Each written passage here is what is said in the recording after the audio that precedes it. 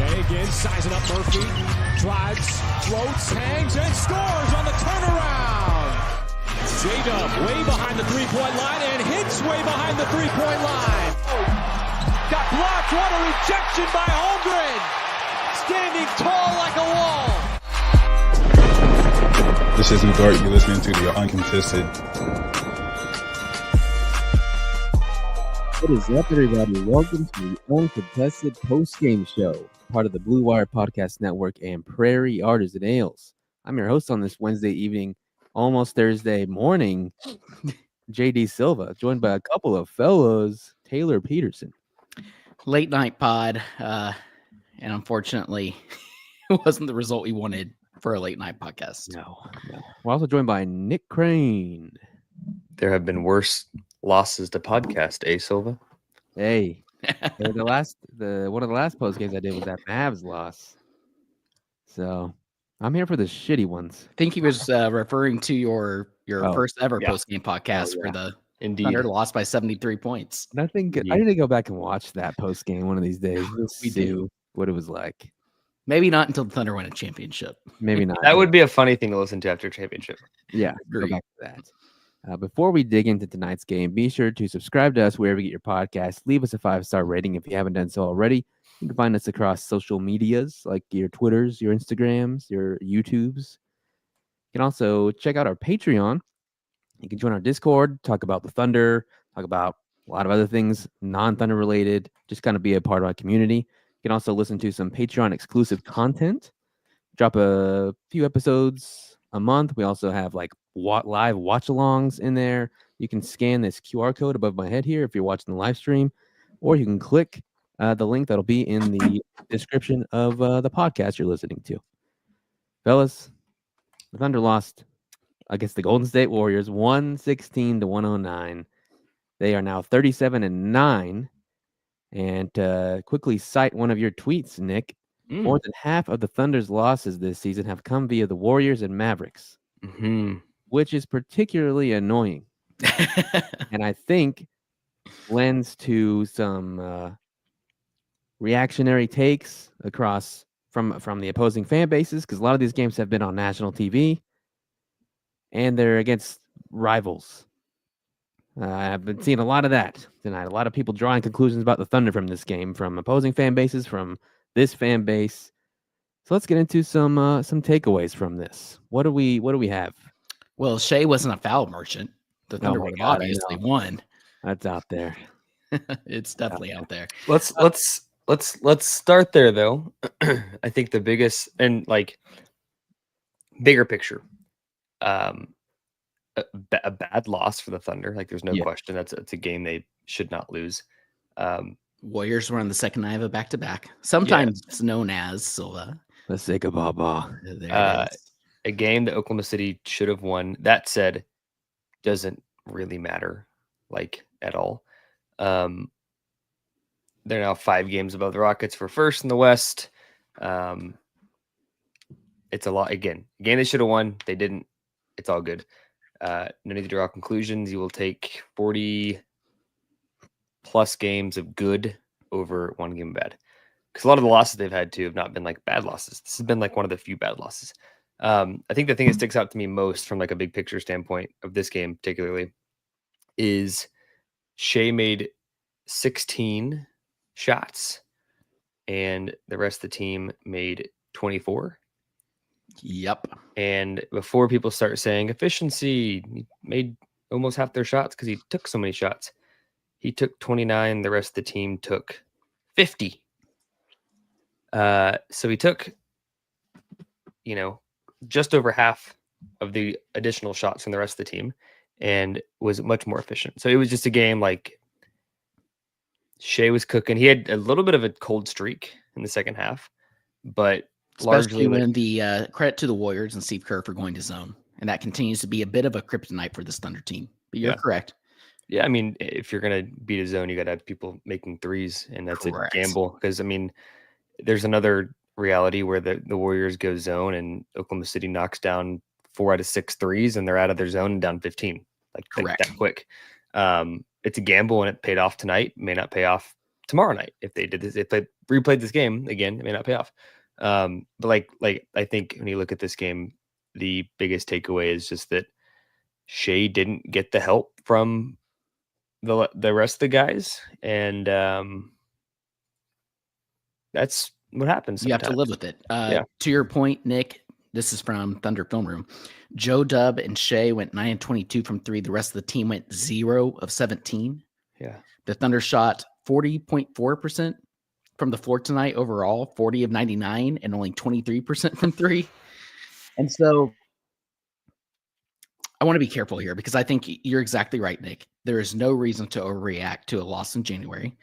At the same time, I think it's fair to point out some of the things that we've seen from these losses against the Mavericks and the Warriors, especially tonight, that are worth mentioning and are a little bit of a concern, with the huge caveat out there that Chet will be back. At a certain point, we can't just completely rely on that. And I think we're seeing some themes here. And like tonight, the biggest thing for me, yes, like you mentioned, Nick, Thunder role players weren't hitting their shots. We'll get into that in more detail here shortly. The other thing, the Thunder only forced 15 turnovers, but only had 5 fast break points. And what we saw there when they went on a run, when they were down after that terrible third quarter, they were outscored like 20-6, I think, at one point. The Thunder go on a run of their own and tie it back up. There were some huge dub shots there. Shai had a shot. I mean, it was a great run. That was because they were getting stops, getting defensive rebounds, and they were pushing the ball in transition. They were getting out in transition. Only 5 fast break points to the Warriors 18. Like, that's just killer, especially when you're not making your shots like the Thunder are. And they aren't a great 3-point shooting team in general. I think they're like 16th, 17th in the league, something like that right now. Or maybe it's worse, like 20. Regardless, my point being, the Thunder just completely got away from their identity. But that does worry me a little bit, Nick. I know we shouldn't overreact to one game, but that worries me when it comes to playoff time because there's going to be a lot more half-court. You see that every single season in the playoff. Thunder have really struggled with that, especially when, like you mentioned, other players outside of Shai or Dub aren't stepping up and hitting their shots. I think the flip side, and I'll let Silva say more words than just the intro.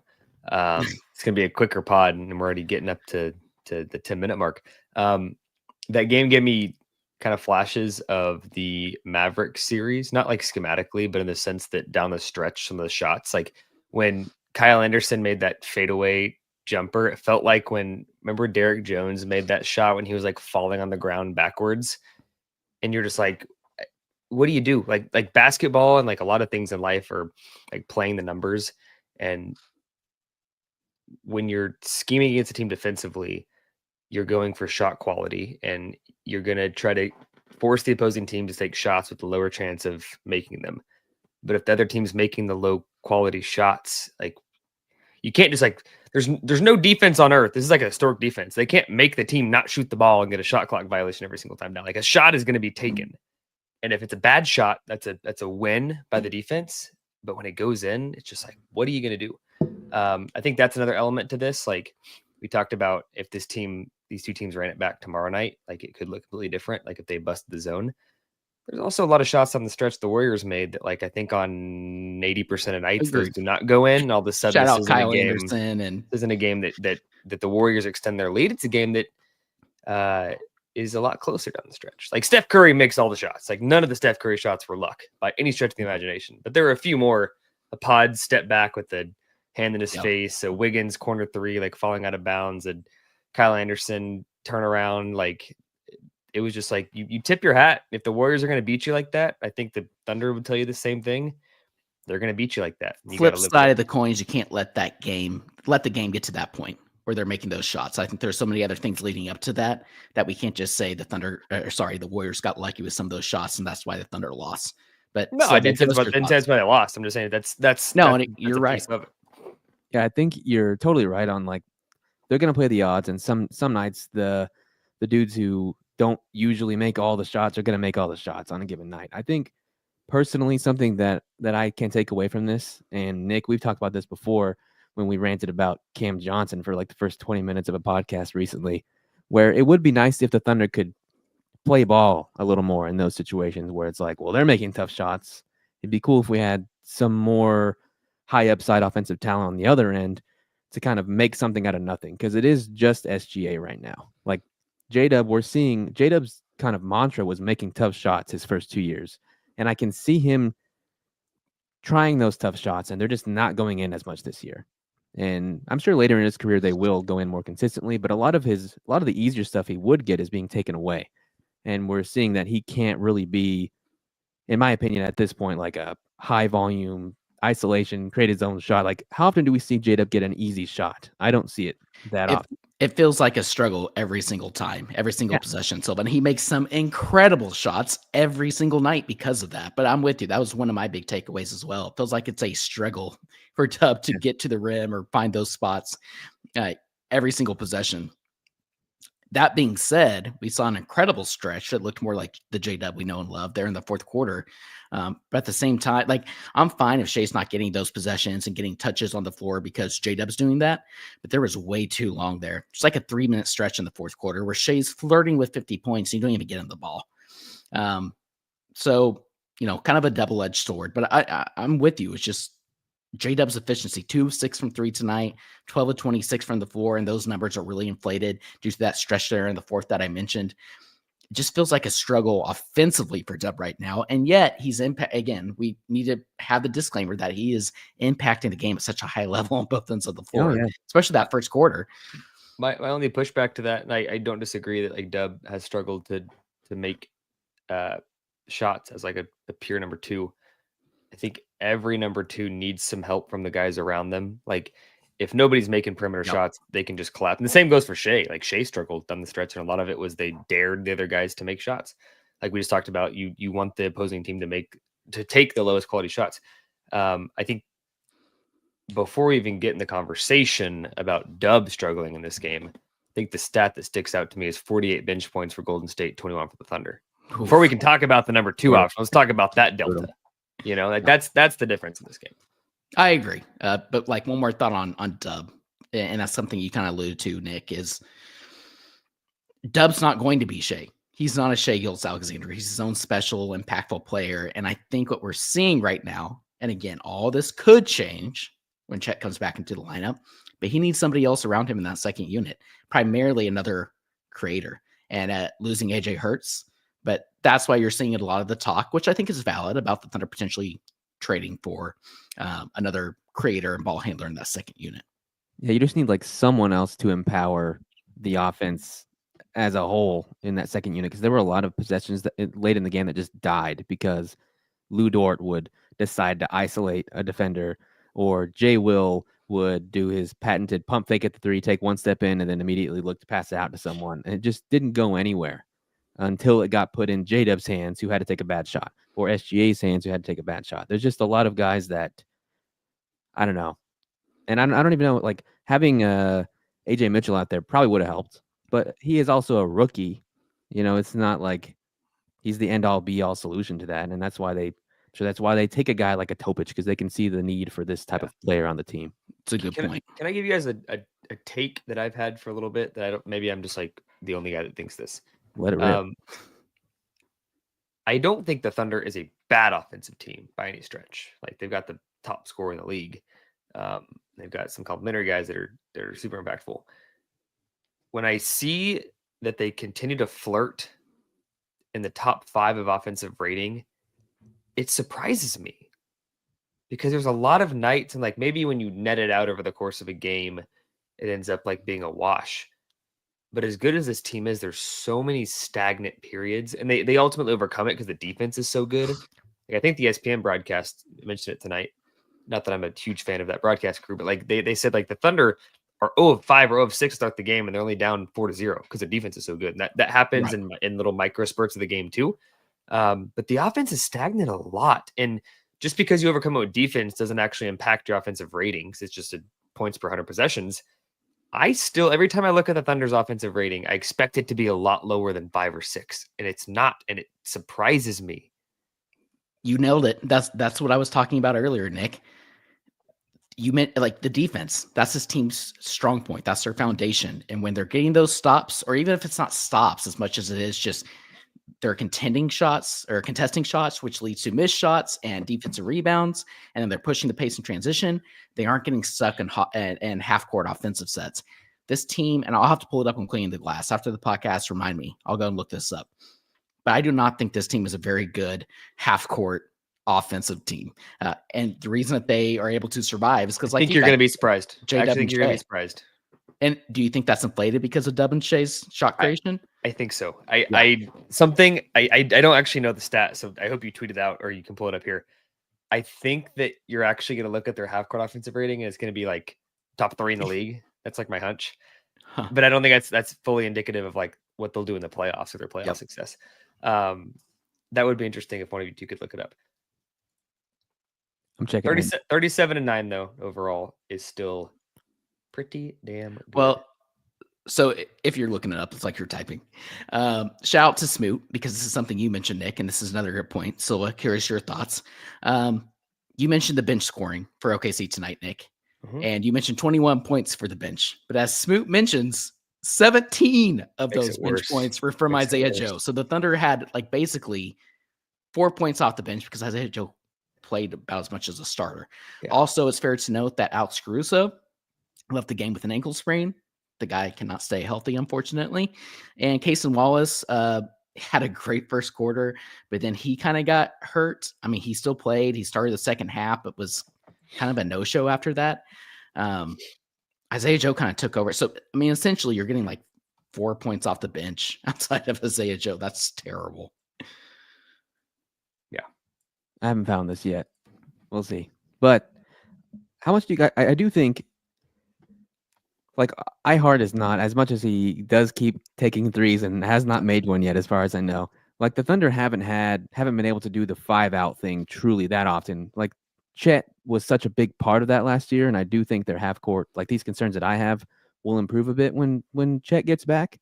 Even just the threat of him being a 3-point shooter out there, like, will help some. But there's just not a lot of guys on the team that are quick fire, ready to go, half court offensive players. You know, it's a lot of, and the Thunder do this on purpose, the drive and kick.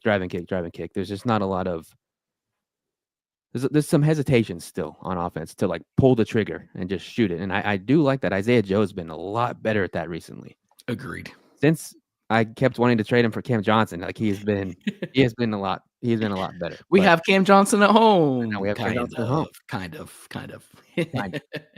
But it's not good that in the last 2 weeks, SGA has had a career high like twice. Like, it's not good that he scored 50 twice over the last 2 weeks or whatever it is. Like, I think that's kind of a symptom of some offensive struggles this team has had more than. Yeah, you don't say. The guy never dropped 50 in his career, and all of a sudden twice in the same week. Like, something different is being forced upon him, or he feels the need. Trust me, it's not because he's selfish or wants to be a 50 bomb guy. No. That ain't Shai. Correct. And the Thunder are 3-3 during that stretch as well.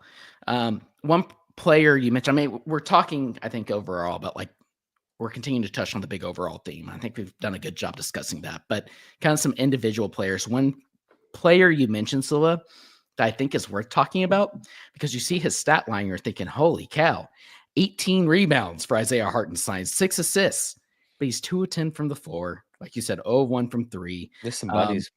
He did end up playing 30 minutes. It felt like a lot less than that, in my personal opinion. I thought he had maybe one of his worst games in the Thunder uniform. I'm just going to say it. Offensively, he was terrible. Defensively, I didn't think he played a really good job of holding down the paint and being that defensive anchor.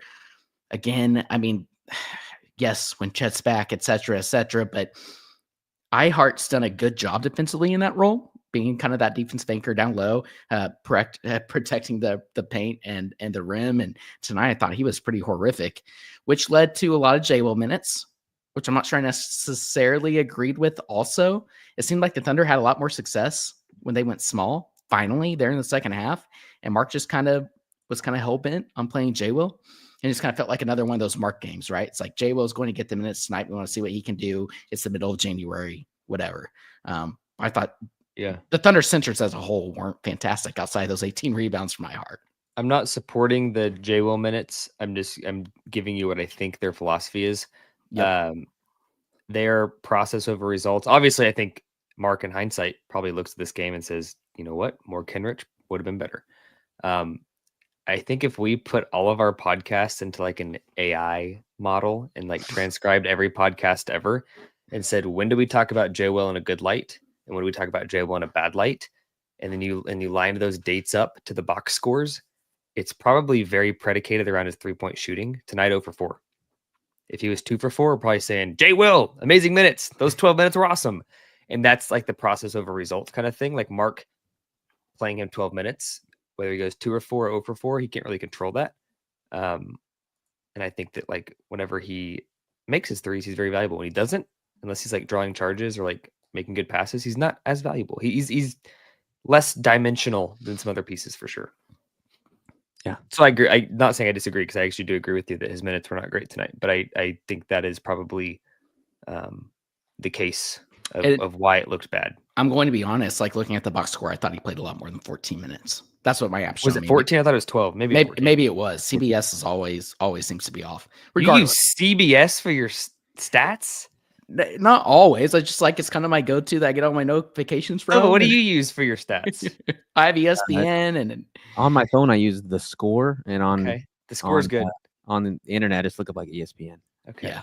Taylor Peterson uses CBS Sports for his. I like their. I don't know if I've ever met a single human being that uses CBS Sports. I'm not. I don't even know what it looks like, so I'm not knocking it because I have no idea. I like the interface a lot more. It could be great. I've just never heard of a human being saying. I can just pull it up quick. It's Yeah. been my go-to for a long time, and I just JD Silva's fucking downloading the app right now.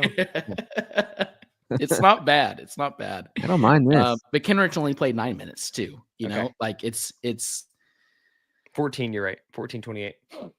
Boom. Shout out CBS. Hey, you know who else would have helped in this game? Alex Caruso. Yes, he would. Yeah. He would have. You know who else would have helped in this game? Aaron Wiggins not being absolute dog shit. What was he tonight? He was 1 of 2 5. points, 2 rebounds, 1 assist, 1 of 5 from the floor, 4 of those being from 3. So he was 0 of 4. Played 14 minutes, no steals, no blocks. Just Aaron Wiggins has kind of been a roller coaster this season. We've seen him have incredible stretches, like over there, you know, during that stretch during the holidays where the Thunder had a really tough homestand and he was fantastic. Obviously, the Knicks game, but just as a whole was playing really well. And then it just feels like the last couple, not even last couple of games, but over the past week or so, I mean, really has kind of regressed back to what he was looking like prior to that stretch. And I mean, Isaiah Joe's been a player like that too. It's just the Thunder are struggling to find consistency from these players off the bench. I want to give you a parallel, and I don't want to go down this rabbit hole because I know we're coming up on time. The same way that we think of like Joe and Wiggins is like not the same player by any stretch, but like if one of those two guys gives you a good night, you're happy. If both give you a good night, you're going to be really hard to beat. I almost think of Dub and Chet the same way, and that's why I give Dub a little bit of a pass on the struggles at times as a second option. Like I don't think like any night, like when Chet's back in the playoffs, any night that both Chet and Dub are off, you're gonna struggle just naturally. Any night, but like most nights you're gonna get one of the two as your second option. Like you have this like dual Robin situation to Shai's Batman. And then the nights you get both of them, you're gonna be really, really, really, really, really good. But you can never expect both to be really, really, really good. And we've kind of seen Wiggins and Joe like fluctuate kind of at the like it oscillates almost in a way that it's like you get a good Joe period and a weaker Wiggins period, then it flip flops, and then you get them together at the same time, and you're like really dominant. And you beat the Cavs by 30. That's how I envision Dub and Chet will work in the playoffs. Hopefully, it's more of both of them clicking than it is one or the other, and hopefully, it's very little of neither. But that's kind of how I envision those two from a mindset standpoint, how we view them in the playoffs. I think that's a really good point, Nick. And I think that's how this Thunder team views these things internally, right? They know that eventually things are either going to regress or progress to the mean. And at a certain point, you're going to get more often than not, based off the stats. I think internally the Thunder are looking at things like that and are saying that Wiggins and Joe are going to play better together than they are not. And to your point, Chet and Dub are going to do the same. But I don't know. Watching some of these games recently still doesn't. I still think the Thunder need like another primary creator. I think in that second unit. I don't disagree, but I would not get your hopes up. Agreed. Yeah, and then we can all look. The playoffs are going to be a lot of fun. That's all we can say. Hopefully. They'll be fun when you're winning. They will be very toxic. I like the chats tonight when we started the show that were like being dramatic on purpose. Yes. Remember this moment, because come April, May, June, I That's think the real drama. Those will be real comments. Yeah, that's when we let our true takes fly. That's when our analysis becomes real. Yeah. Say whatever we want then, and it Yeah. means something. Yeah. And I'm terrified for that, to be honest. Yeah. I'm worried about the if they can't force fast break points, what happens? If J-Dub has an off night, what happens? Yeah. Those are- Well, I mean, and like every team has, like, you listen to any podcast for Yeah. any like podcast that covers a single team, and every night, win or loss, there's these things that is like, what about this? What about this? Like, no team's perfect. So just because the Thunder has their warts and will always have warts, other teams do as well. So to your point, Silva, what if they don't get transition points? Well, what if the team they're playing doesn't rebound the ball well, or doesn't, it's whichever team minimizes those concerns generally will win a late series. To your point, our friends over at the Light Years podcast, another Blue Wire podcast network of the Golden State Warriors, past couple of weeks have just been like in shambles. Yeah. Like, I mean, the Warriors have been dog shit for the last It's like, 2 why are we not months, so- prioritizing Steph? Yeah, And yeah. what, and so it was kind of funny watching them tweet along. They were very like, for what it's worth, they were very like realistic. They were almost just kind of laughing at some of the shots that were falling there in the fourth to Nick's point. But to your other point, Nick, all teams go through this all the time. You're never going to be perfect. It was the Pajemski long two followed by the slow-mo fader. I was like, I'm turning this damn TV off. Get me out. The Thunder just lose.